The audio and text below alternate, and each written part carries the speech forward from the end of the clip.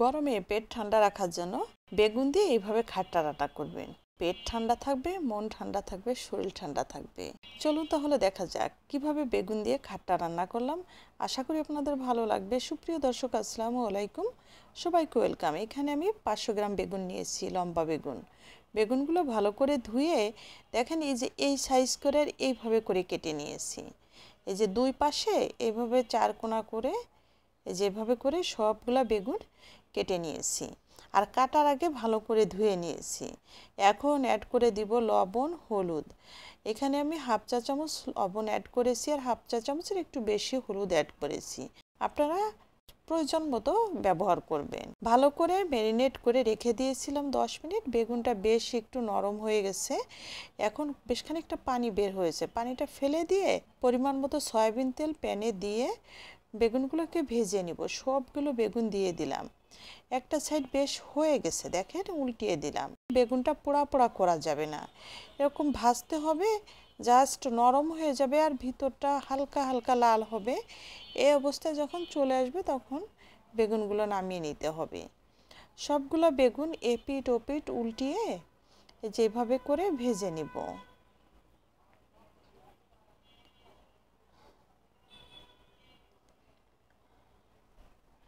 দেখেন এই যে এরকম এরকম যখন হয়ে যাবে তখন নামিয়ে নিতে হবে। সবগুলো বেগুন একে একে আমি নামিয়ে নিব।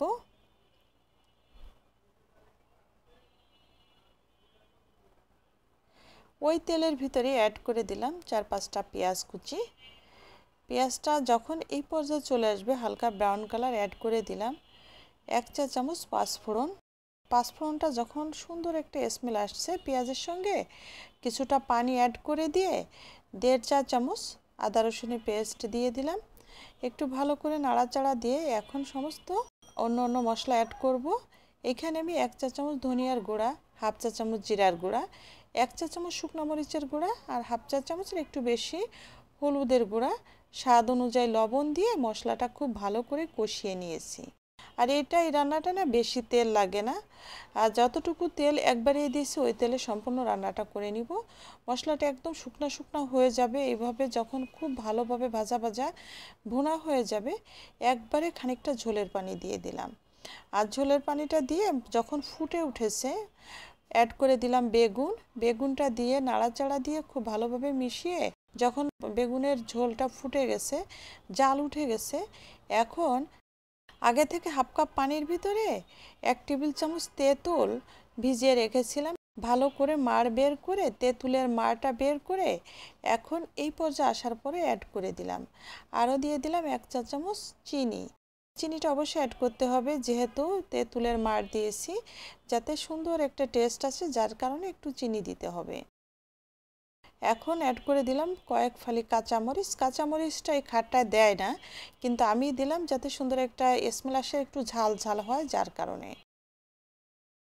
কাঁচামরিচটা দিয়ে সব কিছু খুব ভালো করে মিশিয়ে ঢাকনা দিয়ে ঢেকে রান্না করে নিয়েছি 5 মিনিট।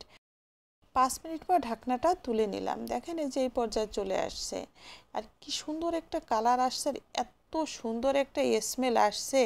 গরম গরম ভাত, পোলাও, খিচুড়ি, পরোটা, রুটি যে কোনো কিছুর সাথে খেতে পারবেন। অসম্ভব মজা হয়। আপনারা কিন্তু অবশ্যই ট্রাই করে দেখতে পারেন। গরমে এই ধরনের খাবার খেলে কিন্তু অনেক উপকার হয়। আগের দিনে মানুষেরা অনেক খাবার বেছে বেছে এরকম খেতেন, তাই না? গরমে এক ধরনের খাবার, শীতে এক ধরনের খাবার। আমরা তো এত কিছু মানি না। যতটুকু সম্ভব চেষ্টা করি যে এটা করব এবং সেটাই আপনাদের সাথে শেয়ার করি। বেগুনের খাট্টাটাই গরমে অবশ্যই রান্না করে খাবেন। যে কোনো কিছুর সাথে খেতে কিন্তু অসম্ভব মজা হয়। আপনারা ট্রাই করবেন, ফ্যামিলিকে করে খাওয়াবেন, ছোট বড় সবাই খুব পছন্দ করে খাবে। যার জন্য শেয়ার করে রেখে দিবেন টাইমলাইনে। যারা নতুন আমার পেজটা ফলো করবেন, একটা লাইক দিবেন, কমেন্টস করবেন, কেমন হলো জানাবেন। সবাই ভালো থাকবেন, সাথে থাকবেন। আল্লাহ হাফেজ।